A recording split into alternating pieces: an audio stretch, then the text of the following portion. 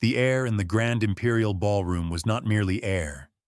It was a commodity, thick and expensive, smelling of hothouse lilies, aged leather, and the subtle metallic tang of immense wealth.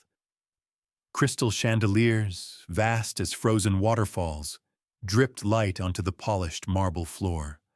A surface so reflective it seemed to swallow the room and hold it captive. The silence was a cultivated thing, a luxury in itself, broken only by the clink of ice in heavy glasses and the murmur of voices that never needed to be raised. In this world of quiet opulence, Samuel Jones was an invisible man. He moved along the periphery, a ghost in a gray janitor's uniform, his presence as unremarkable as a scuff mark on a baseboard. His shoulders were stooped, not from age, but from the persistent weight of a life he had not chosen. His hands, though, were immaculate. Despite the calluses from mops and cleaning agents, his nails were clean, his fingers long and elegant, a stark contradiction to the rest of his worn appearance. He pushed his cart of supplies with a practiced quiet, his rubber-soled shoes making no sound on the gleaming floor. His gaze, however, often drifted to the heart of the room, where the Bösendorfer Imperial grand piano sat like a sleeping black dragon. Its lacquered surface held the light of the chandeliers in deep, liquid pools. It was an object of profound beauty and power, an altar to an art form that Samuel had long ago forsaken. He felt its pull like a phantom limb, a dull ache for a world he had lost. Tonight, the ballroom was host to a private reception for Alistair Finch, a man whose net worth was discussed in the same tones usually reserved for acts of God. Alistair was not merely rich. He was a monument to modern capitalism, a titan of tech who had built an empire on algorithms that predicted human desire.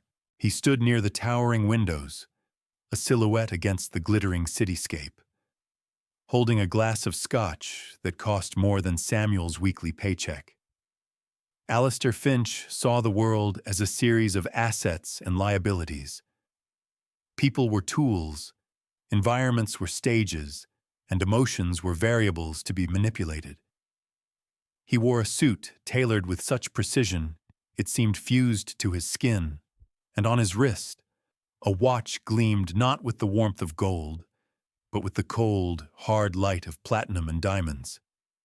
It didn't just tell time, it declared his victory over it. His smile was a thin, sharp line, a weapon he deployed with surgical accuracy. He was bored. The fawning conversation, the obsequious laughter, the cloying scent of success, it was all a tedious echo of 100 other nights. His eyes, sharp and restless as a hawk's, scanned the room for a distraction, a toy. They swept past tycoons and heiresses, politicians and socialites, and then they landed on the janitor. On Samuel. Samuel was polishing a brass railing near the piano, his movements methodical, his focus absolute. He was a creature from another reality, a smudge of gray in a world of vibrant color. And Alistair, in his profound and corrosive boredom, felt a spark of cruel inspiration. He watched Samuel finish his task and pause, his gaze lingering on the piano for a fraction of a second too long. In that glance, Alistair saw not a man, but an opportunity to perform, to demonstrate the casual, effortless power that was his birthright. He raised his voice, a blade of sound that cut through the polite murmurs. The room fell silent, every head turning toward him. "You," Alistair called out, pointing a dismissive finger at Samuel. "The help." Samuel froze. The word hung in the air, heavy and demeaning. He turned slowly, his face a neutral mask that betrayed nothing of the sudden cold knot in his stomach. He felt 100 pairs of eyes land on him, pinning him to the spot like an insect in a display case. Alistair's smile widened. It was a predator's smile, thin as a paper cut and just as stinging. He gestured with his glass toward the magnificent piano. "You seem to admire our centerpiece," he said, his voice dripping with condescension. The crowd, sensing a spectacle, drew closer, a silent, circling pack. Samuel said nothing. He simply stood, his hands clenched at his sides, the worn fabric of his uniform suddenly feeling as thin as paper. He was exposed, vulnerable, a specimen under a microscope. Alistair took a slow, deliberate sip of his scotch. He savored the silence, the tension, the absolute control he commanded. He was the director, and the world was his stage. "I'll make you a proposition," Alistair announced, his voice booming in the cathedral-like quiet. He looked around at the assembled guests, a performer playing to his audience. Their faces were a mixture of amusement and morbid curiosity. He turned his gaze back to Samuel, a look of theatrical magnanimity on his face. He was enjoying this immensely. The power to elevate or destroy with a single sentence was a drug more potent than any other. "If you can play this piano," he declared, his voice ringing with mocking laughter, "I'll marry you." A wave of cruel, appreciative laughter swept through the room. It was the laughter of the secure, the powerful, the people who had never known a day of true want or desperation. It echoed off the marble and crystal, a cascade of glittering, heartless sound that washed over Samuel in a tide of humiliation. Alistair basked in it. His joke had landed perfectly. He had taken the most invisible person in the room and turned him into the court jester. He watched Samuel's face, waiting for the flustered denial, the stammering apology, the pathetic retreat. That was the punchline. Inside Alistair's mind, there was only a cold satisfaction. This was order. The world was a hierarchy, and he was at its apex. The janitor was at the bottom. This little game was simply a reaffirmation of that fundamental truth. It amused him to see the gears of the universe work so visibly.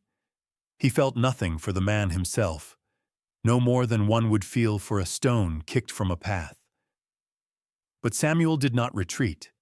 He did not stammer. For a long moment, he simply stood there, absorbing the laughter, the stares, the crushing weight of their contempt. He felt the familiar sting of shame, the hot flush that had been his companion for a decade.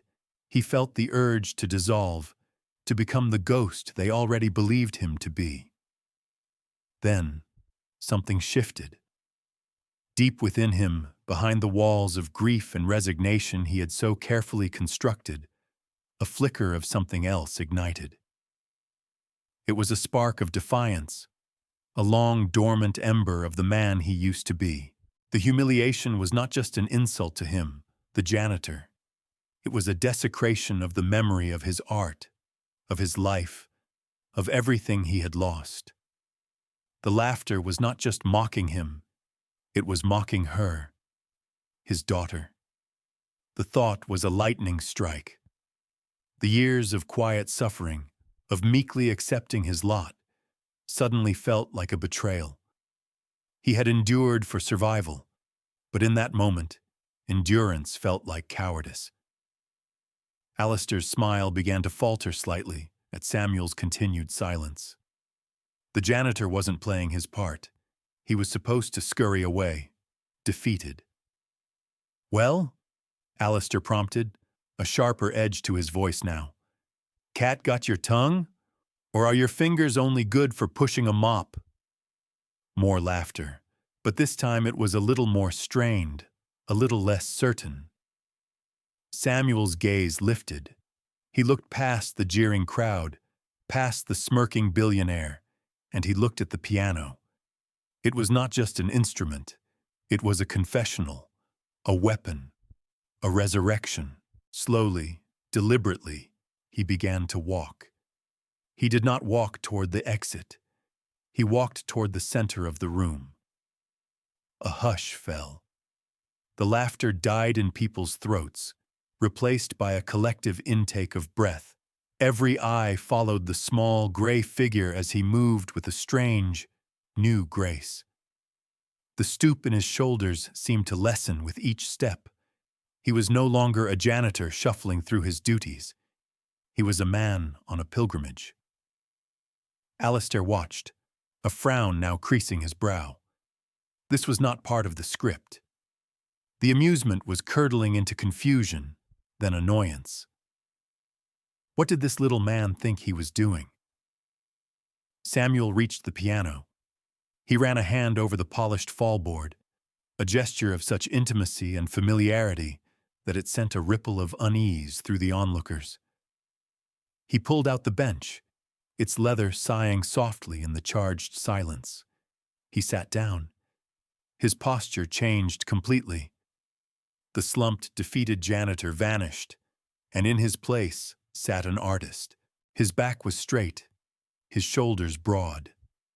He placed his calloused hands over the keys, not touching them, just letting them hover in the space above the pristine ivory and ebony. It was the posture of a concert virtuoso, a posture of absolute command. The room was so quiet, you could hear the hum of the city through the thick, soundproofed glass. Alistair stared, his mouth slightly agape. The smirk was gone, replaced by a mask of frozen disbelief. This was impossible. It was a farce. The man was bluffing, extending the joke to a painful, awkward degree. He opened his mouth to say something, to cut this pathetic display short, but no words came out. He was transfixed, like everyone else, by the sheer, audacious theatricality of the moment. Inside Samuel's mind, the world had gone quiet. The jeering faces, the opulent room, the arrogant billionaire, it all faded away. There was only him, the keys, and a decade of unshed tears. He was not playing for them. He was not playing to win a bet or to shame a cruel man. He was playing for his wife, Elena. He was playing for his daughter, Lily. He took a single deep breath, and then his fingers descended. The first note was not a note. It was a sob, a single low resonant chord that bloomed in the silence and filled the cavernous room with a sound of such profound, heart-wrenching sorrow that several people physically flinched. It was the sound of loss itself, given voice.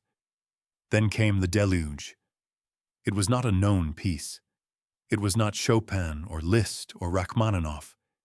It was a composition born of a shattered soul, a torrent of music that told a story. It began with a melody of pure, unadulterated joy, a theme that danced and soared like a child chasing butterflies in a sun-drenched field. It was the sound of laughter, of small hands clapping, of a life brimming with simple, perfect happiness. The music swirled and built, a complex tapestry of harmony and rhythm. His hands, which moments ago seemed fit only for manual labor, were now a blur, moving with a speed and precision that was nothing short of supernatural. The piano, that sleeping black dragon, was awake now, roaring and singing under his command. It was not just being played, it was being channeled. Then the music fractured. A dissonant, brutal chord shattered the beautiful melody, like a stone thrown through a stained glass window. The music plunged into a chaotic, terrifying storm.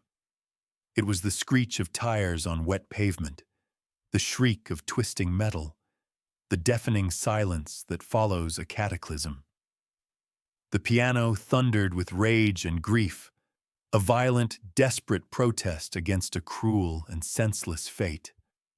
People in the crowd were weeping.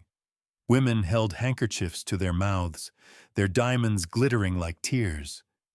Men stood rigid, their faces pale, their own hidden griefs stirred by the raw, undeniable agony pouring from the instrument. This was not a performance. It was a confession, a primal scream that resonated in the deepest chambers of every heart in the room. Alistair Finch stood as if turned to stone. The glass of scotch was still in his hand, forgotten. His mind, usually a fortress of logic and calculation, was a ruin. He could not process what he was seeing, what he was hearing. The janitor, the little gray man, the object of his casual cruelty, was a god. The music was tearing him apart, stripping away the layers of wealth and arrogance and power, leaving him naked and shivering. The storm of notes began to subside, giving way to a new theme. It was a melody of aching tenderness, a lullaby played with such delicate, heartbreaking grace that it felt like a ghost was in the room. It was the sound of a memory, of a final, whispered goodbye. It was the sound of a love that death could not extinguish. Samuel's eyes were closed, tears tracing paths through the dust on his cheeks. He was no longer in the ballroom. He was in a small, sunlit room, his daughter Lily on his lap, her small fingers pressing clumsily on the keys as he guided them. He was back in that final moment, the one he replayed in his mind every single night. The final notes hung in the air, shimmering like dust motes in a sunbeam, before fading into an absolute sacred silence. Samuel's hands dropped to his lap. He kept his head bowed, his shoulders trembling. The silence stretched for a full 10 seconds, a silence more profound than any that had come before. It was a silence of shock, of reverence, of collective shame. Then, a single person began to clap. It was not the polite applause of a wealthy audience. It was a frantic, desperate sound. Another joined in, then another. And within moments, the room erupted in a thunderous, roaring ovation that shook the crystal chandeliers. It was not applause for a good performance. It was an apology, a plea for forgiveness. Through the roar, a woman's voice cut through, clear and authoritative. Mon Dieu. A distinguished woman with silver hair and sharp, intelligent eyes pushed her way through the stunned crowd. She stopped a few feet from the piano, her gaze fixed on Samuel with an expression of pure, unadulterated awe. Her name was Geneviève Dubois, the most feared and respected music critic in the world. Her presence at a private party was a rare coup, and her word could make or break a career overnight. "Do you people have any idea who you were just laughing at?" she demanded, her voice ringing with scorn as she addressed the room. The applause faltered, replaced by a confused murmur. She turned her attention back to Samuel, her expression softening. "It is you, isn't it?" she whispered, her voice thick with emotion. "I thought you were dead. We all did." Samuel slowly raised his head. He looked at her, his eyes red-rimmed but clear. He gave a small, almost imperceptible nod. Geneviève Dubois turned back to the crowd, her face a mask of righteous fury. 10 years ago, the music world lost its brightest star, a prodigy who was said to have the soul of Chopin and the hands of God. He sold out Carnegie Hall in 7 minutes. He was offered a 7-figure contract, the largest in classical music history. His name was Samuel Vengerov. A collective gasp went through the room. The name was legendary, a myth, a ghost story told in conservatories around the world. The genius who had vanished at the absolute peak of his power. "He disappeared," Geneviève continued, her voice trembling with passion. "After a tragedy, he simply vanished. We all thought he was gone forever, and tonight he has been here, among you, cleaning your floors. And you, You laughed at him." Her words were like lashes. The shame in the room was now a palpable, suffocating force. People couldn't meet each other's eyes. They looked at their expensive shoes, at the marble floor, anywhere but at the man at the piano or the furious woman standing before them. Amidst it all, Alistair Finch remained frozen. Samuel Vengerov. The name echoed in the shattered chambers of his mind. The performance, the story it told, it was real. This wasn't a trick. It was a resurrection. The janitor was not a janitor. He was a king in exile, and Alistair had tried to make a fool of him. The irony was a physical blow. He, Alistair Finch, the master of the universe, had been the jester all along. His public display of power had become a public spectacle of his own ignorance, his own monumental, pathetic smallness. A phone, held aloft by a guest in the back, had been recording the entire thing. The challenge, the laughter, the performance, the reveal. The video was already being uploaded, spreading through the digital ether like a virus. Alistair Finch's world, so carefully constructed from silicon and steel and cold, hard cash, was beginning to fracture. The first hairline crack had appeared. At that moment, a man with a quiet but immense presence stepped forward. It was Mr. Thompson, the owner of the hotel, an older gentleman with kind eyes and a spine of iron. He had been watching from the wings, his face a mixture of sorrow and pride. He had hired Samuel years ago, knowing exactly who he was, and had honored his request for anonymity. Mr. Thompson walked past the stunned guests and placed a gentle hand on Samuel's shoulder. "It's all right, son," he said softly, his voice for Samuel's ears alone. Then he turned to face Alistair Finch. His kind eyes were now as hard and cold as granite. "Mr. Finch," Mr. Thompson said, his voice calm but carrying the unmistakable weight of absolute authority. It cut through the lingering buzz of the crowd and commanded immediate silence. "Your cruelty this evening has been a disgrace to this establishment and to every decent person in this room." Alistair finally snapped out of his trance. He tried to summon his usual armor of arrogance, but it was gone, shattered by the music. He was just a man, exposed and humiliated. I didn't know," he stammered, the words sounding hollow and pathetic even to his own ears. "That is the point," Mr. Thompson said, his voice like chipping ice. "You didn't care to know. You saw a uniform, not a man. You saw an object for your amusement, not a human soul." He gestured to two large men in sharp suits who had materialized at the edge of the crowd. His security team. "My head of security will escort you out," Mr. Thompson stated. It was not a request. "Your business here is concluded, and I can assure you, the boards of every company you are affiliated with will be receiving a full account of this evening's events, along with a high-definition video." The finality of the statement was absolute. This was not just being asked to leave a party. This was an excommunication. This was the beginning of his ruin.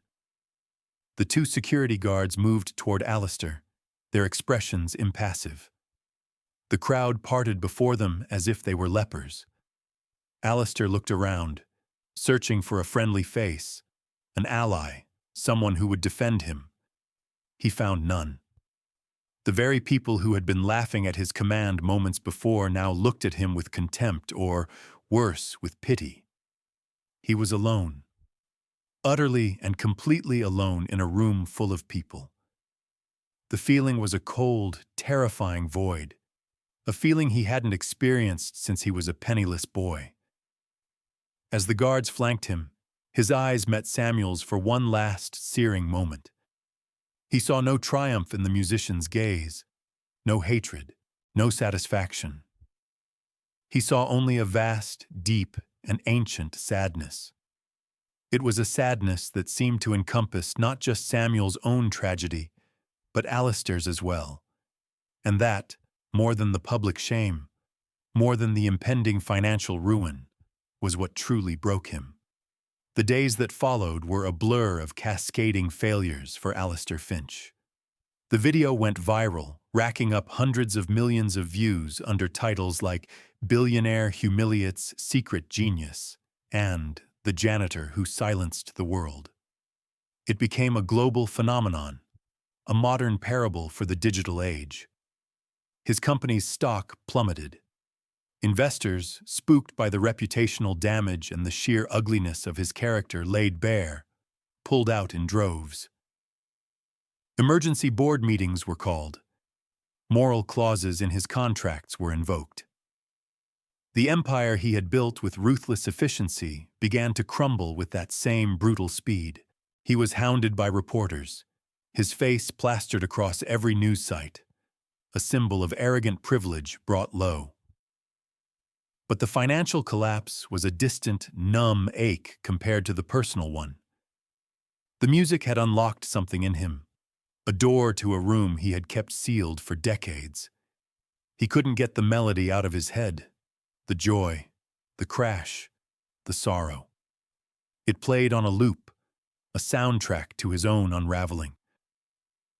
2 weeks after that catastrophic night, he received a summons. Not from a lawyer or a board member, but a simple, handwritten note on the hotel's stationery. It was from Mr. Thompson, requesting his presence in his private office. Alistair went. He had nothing left to lose. Stripped of his entourage, his power, and his pride, he walked into the hotel lobby not as a titan, but as a ghost. The staff looked through him, their faces polite but cold. He was a pariah. Mr. Thompson's office was on the top floor, a quiet, wood-paneled sanctuary filled with books and afternoon light. Mr. Thompson was sitting behind a large mahogany desk, and sitting in a chair opposite him was Samuel Vengerov. Samuel was not in his janitor's uniform. He wore a simple button-down shirt and trousers. He looked cleaner, more rested, but the profound sadness in his eyes remained. He looked at Alistair not with accusation, but with a quiet, unnerving curiosity. "Mr. Finch?" Mr. Thompson said, his tone neutral. "Please, sit." Alistair sat, the leather of the chair feeling too rich for him now. The silence in the room was heavy, freighted with unspoken things. Alistair began, his voice raspy. "I wanted to apologize. What I did, it was unforgivable. I have no excuse." He looked at Samuel. "I am so sorry." Samuel nodded slightly, accepting the words, but his expression didn't change. "Why?"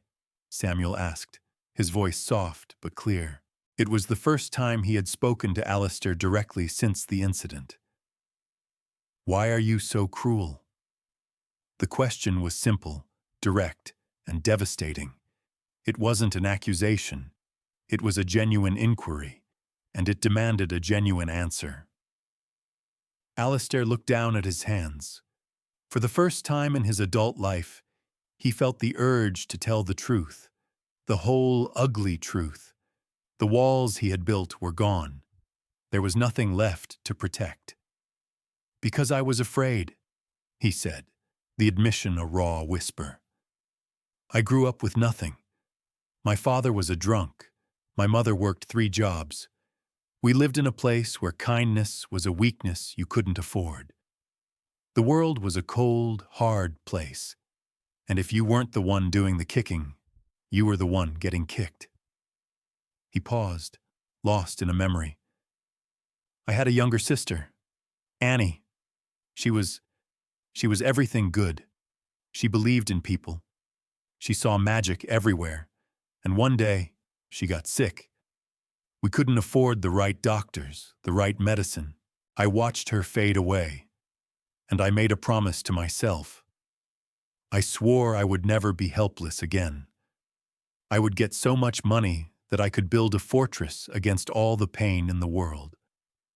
I would be the one in control. He looked up, his eyes shining with unshed tears. The money became the armor, the cruelty. It was a way of keeping everyone at a distance. If no one could get close, no one could hurt me. If I was the one inflicting pain, I wouldn't have to feel my own.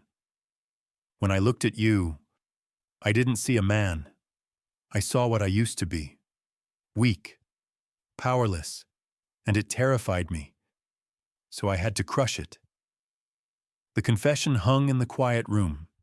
It didn't excuse his actions, but it explained them. It was the desperate, twisted logic of a deeply wounded man. Mr. Thompson listened, his expression unreadable. Samuel, however, leaned forward slightly.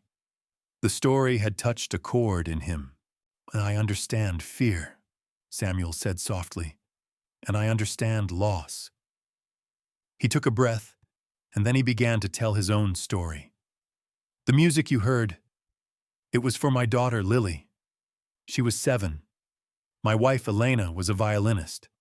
Our home was filled with music. It was our language." He spoke of the day his world ended, a rainy Tuesday afternoon. He was at the conservatory practicing for his Carnegie Hall debut. Elena was driving Lily home from a ballet lesson. "There was an accident," Samuel said, his voice becoming hollow, distant. "A car, driving far too fast, lost control on the wet road. It spun out and hit them. They were killed instantly." Alistair felt a cold dread begin to creep up his spine. "The police said the other driver never stopped," Samuel continued, his gaze fixed on a point in the middle distance. "They fled the scene. There were no witnesses who got a good look, just a glimpse of the car as it sped away." He finally looked at Alistair, his eyes boring into him. It was a silver sports car, a brand new Estella Vi 12. There were only 3 in the entire state at the time. Alistair stopped breathing. The blood drained from his face. Silver Estella Vi 12. 10 years ago, a rainy Tuesday. He had just closed his first major deal, the one that made him a millionaire overnight. He had been celebrating. He bought the car that morning. He was driving too fast, drunk on champagne and success, invincible. He remembered the sickening jolt, the spin, the sound of impact. He remembered the panic, the terror. And he remembered driving away, his heart hammering in his chest, calling his lawyer before he even called the police. A fixer who had made it all disappear. The room began to spin. The 2 tragedies, 2 separate, defining moments of agony, were not separate at all. They were one. He had not just mocked a stranger. He had not just humiliated a grieving man. He had destroyed Samuel Vengeroff's life. And then, a decade later, he had returned to the scene of the crime to mock his victim's survival. The realization was not a thought. It was a physical collapse. A guttural sound of pure horror escaped Alistair's lips. He slid from the chair onto his knees, his body convulsing with sobs. It was the sound of a soul breaking in 2. "It was me," he choked out between gasps. "Oh God, it was me. It was me." Samuel stared down at the broken man on the floor. The rage he had expected to feel, the desire for vengeance he had fantasized about for 10 years. It wasn't there. There was only a vast, empty pity.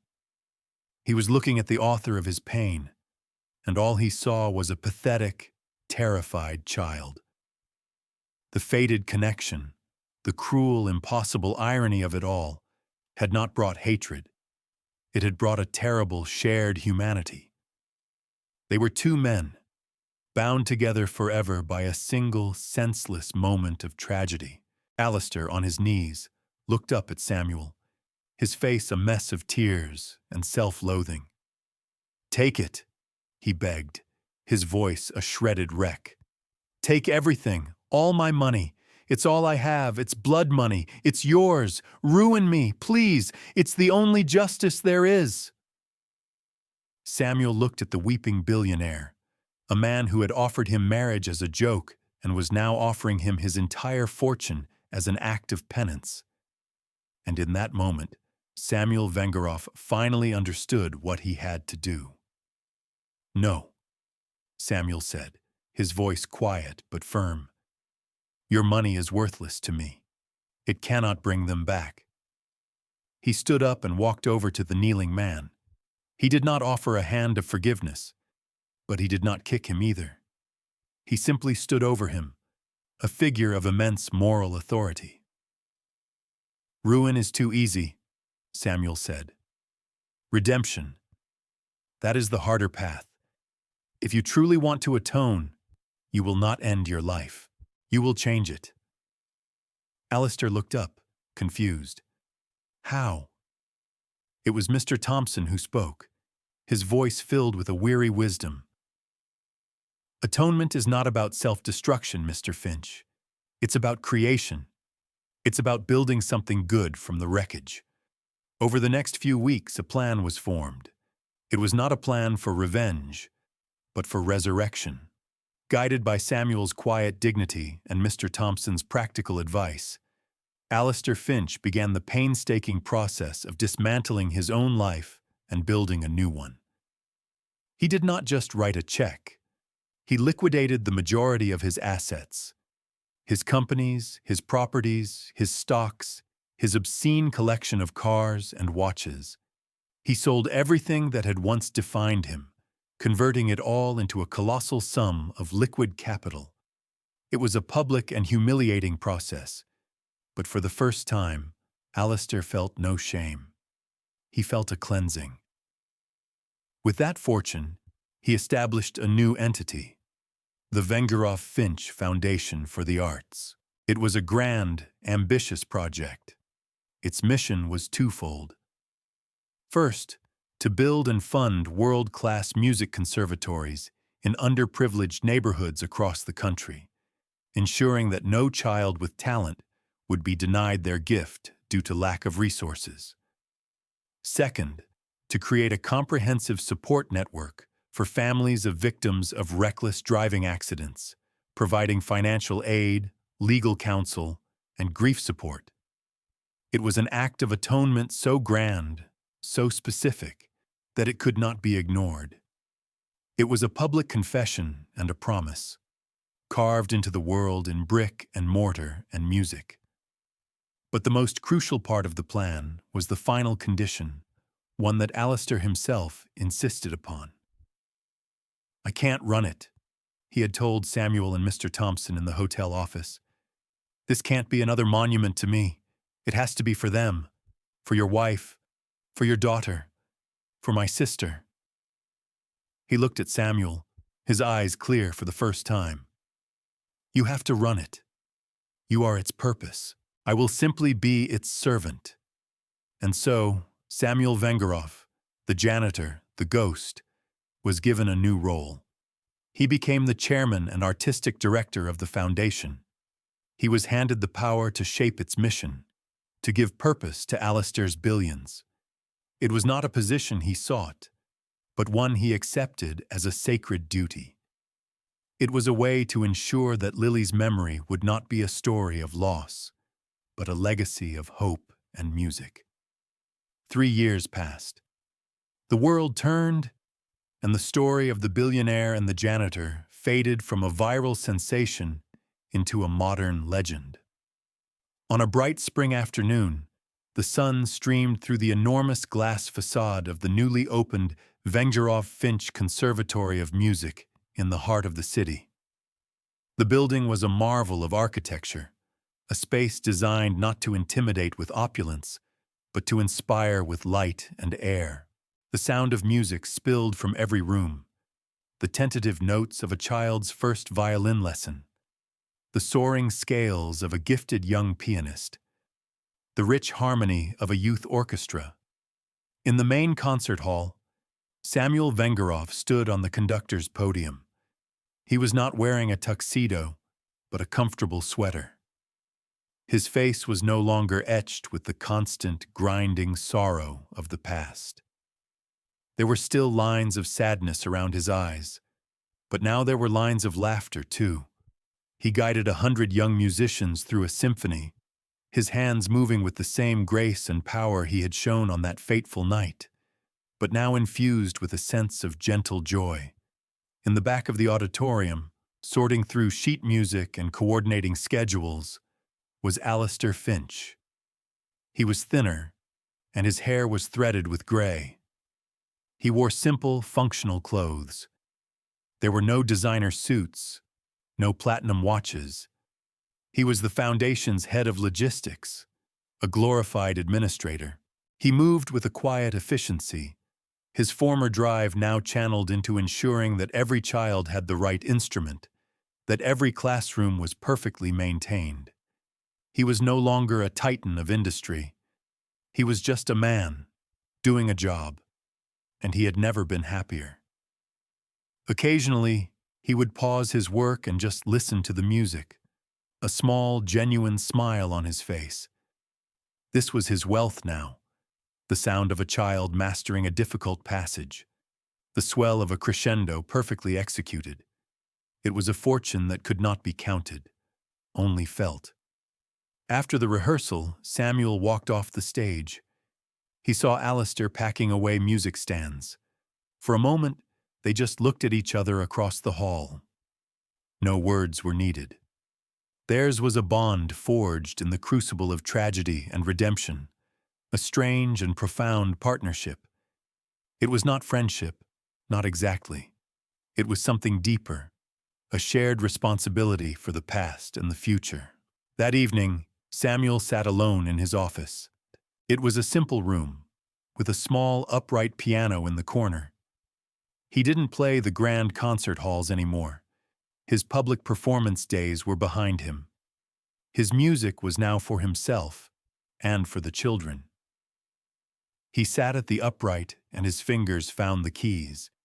He didn't play the storm of his grief. He played a simple, gentle melody. It was a lullaby, the one he had written for Lily when she was a baby. It was the sound of peace, the sound of a second chance. The story of Alistair Finch and Samuel Vengerov became a quiet testament, a melody played in the key of hope.